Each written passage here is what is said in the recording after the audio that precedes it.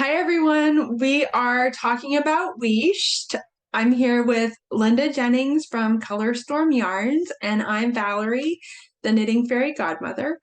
And today we're starting a new chapter, and the chapter is titled Be Inauthentic. So, what did you think about our new chapter? Well, I have to say, Valerie, that I was pretty stumped. Oh, Yes, I read that and I scratched my head and just didn't know what to think for quite a while. It wasn't until I got to page 109 that I finally read a verse that a sentence that sounded like it was the point and it made sense to me. But wow, be inauthentic. That goes against everything I've ever thought about in terms of being creative and artistic. What about you? this chapter resonated with me a lot. It's something that I think about, that I struggle with, that I've studied a lot. And for me, when she was talking about Instagram and the public persona versus the private persona, that's really what resonated with Mm. me. I'm obviously it's very easy for me to get serious. And so I have to constantly bring myself back to like a neutral or a fun place. And that's part of why I chose Knitting Fairy Godmother for my business name and my social, because it forces me to be a little bit more fun, a little bit more whimsical, a little less serious. And it's also one way that I can like put the public persona of like, this is my social, and I need that buffer Okay. because I felt like showing myself right off the bat was really difficult. And it took me a long time to get comfortable being on video, being on Instagram, like doing all of this public facing stuff. So for me, this really resonated as a chapter and concept. That is so interesting. So interesting. So you have a tendency to get too serious, and so you purposely sort of become this more fun public image, sort of to balance that out. And that's so interesting. It's kind of like for me, almost the opposite in that I get too serious also, like you said, but I seem to always want to go there. I'm very comfortable with it, and I can be too heavy too quickly and overshare and that kind of thing. And so I've had to learn to share less Ah, and listen better, which goes to the previous chapter, right? mhm. And I think there is some value to being more neutral as a teacher, um, and as someone who shares stuff, because if you're a little bit more neutral, then it allows other people to kind of um, Like tap in or, tag in, or that flavor of collaboration, I guess. yeah, then it's less maybe entertainment and more invitational to let people in. Yeah. So, but to me, all that is very authentic. It's a very authentic effort to kind of understand who I am and what's good and what's maybe needs to be modified about that. I authentically want to create interest and be respectful of my listeners. Um, Yes. that's very authentic. So to be inauthentic, I was like, what does that mean? What is she talking about? But I kept reading. I kept Mm-hmm. reading. And for me, the point kind of came together on page 109. She says, the the proliferating, playful, and completely inauthentic selves of Sherman. She's talking about Cindy Sherman and her Mm-hmm. series of photographs.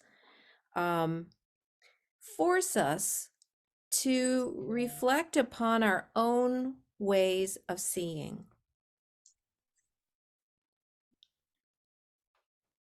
So it sounds like her challenge to me is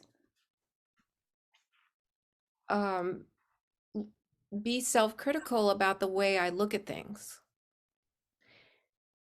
And perhaps, in her exercise, she wants us to dress up and be someone else for a day. Oh, yeah. Put an asterisk next to that, a little post-it note, but go ahead.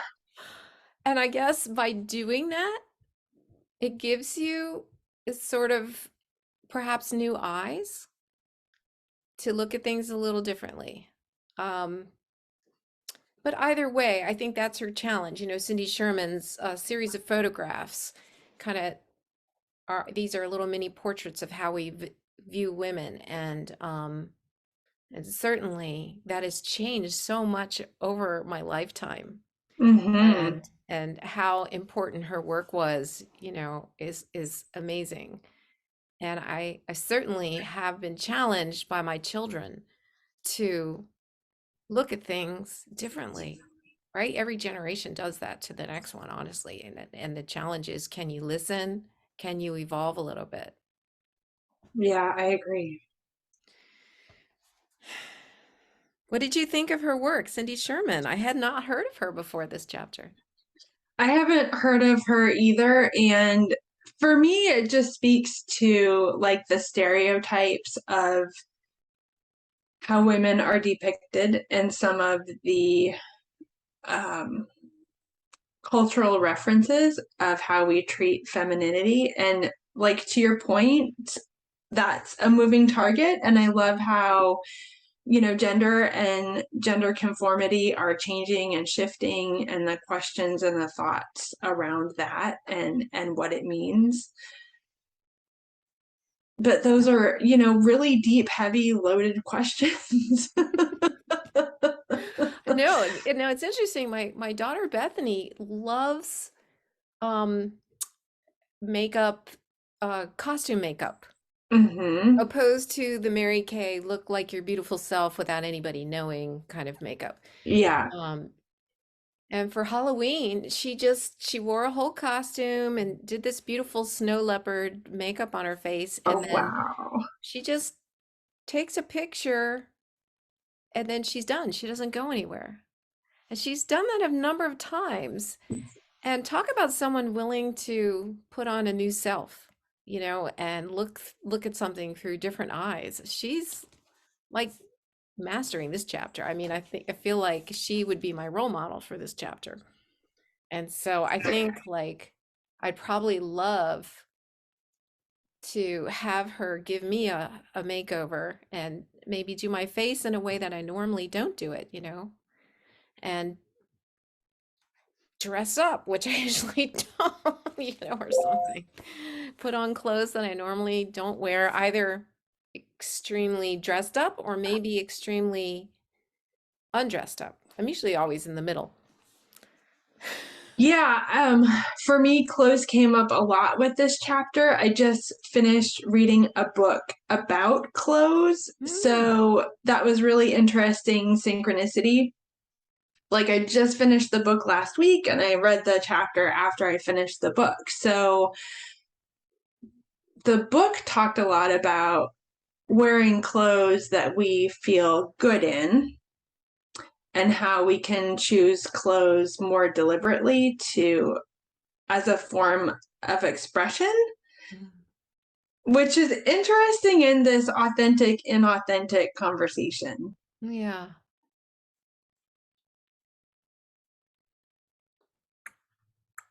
I like it.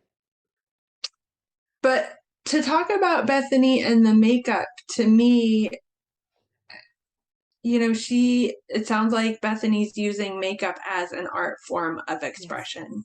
Yes. And like, not that she wants to turn into a snow leopard, but like that's a fun try on and take off situation. Hmm. And like, for me, what comes up is all of the skill that's required to do that. And to be so unattached to the result that you wash your face and it's gone.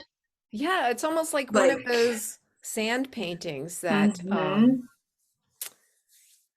I've seen made. I forget, I don't want to mispronounce or misspeak who does those. Do you know who does those? Is it Buddhist priest? I want to say they're Buddhist priests Oh, of some sect. yeah. Yeah. It's common in Buddhism and Hinduism that I Yeah. am aware of. Yeah. All And right. So there's, even in the household, there's the Rangoli outside of the door that it's sand or colored salt that you make in a design and mm, then it's gone. yeah. Like, I'm thinking about like today, I deliberately did not wear something that I had made. So this Great. is like a unicorn icon t-shirt and like, And it goes with the fairy godmother image. I mean, again, like that's my jam. So like anything mystical, fanciful, I'm all about it. But you know, usually I wear something that I've made when we are talking. So Yeah, that's funny. And I ended up not wearing something too. I have a sweater, but it got a little warm, so I took it off. So here we are, changing things up a little bit. And your fairy godmother and your whimsical things kind of is a nice balance to your serious side. And I don't know, I need a balance to my more serious side too. Uh, but you have like you have young children and younger people in your life. So for me, it's way easier to be part of that whimsy around younger people just yeah, because like kids laugh with so much ease yes. and it's just no big deal. Adults, it's harder to giggle. Yeah. There, wa- there was a while in our family when we just read jokes at dinner time, and it was so much fun. It was really Oh, good for us because that is we tend to be too serious. hilarious. I Cliff would love just it. download all these jokes and just start reading them, and it was really funny. There's sometimes Dr. Laura, back when she was on regular radio, she used to use Thanksgiving as her joke day. So Oh, the idea being that as you're preparing your Thanksgiving feast, you're listening to all these jokes in the background, and then if you like one, you can share it, at the dinner. oh, I love that's that. cute. Yeah, it's so good. Yeah, that's great. So I was just Okay, going to read her actual assignment so that I could get it right, and encourage our listeners to do that. sure. Maybe you too, Yeah. because choose one day this week to experiment with not looking quite like your usual self. Question your habitual garment choices. Experiment with your clothes or borrow those of your partner or housemates to create a completely different look. Wear a new to you garment shape or emulate a style you've often admired on someone else, but which you are somewhat uncertain would ever suit you. Dress up for no particular reason. Put on a different you. Be brave. Ooh. Maybe next week for we could dress up for our next book club episode. It's something else to think about. Or just report on how it was to dress up for a day or whatever you like. Yeah, we'll Those see are what thoughts. happens next week. Yeah. I'll We let you might be know what we surprised. end up doing, and please share what you do too. I'd love to hear it. Of course. So enjoy those creative moments. Thank you for being with us today, and consider being inauthentic. Bye bye.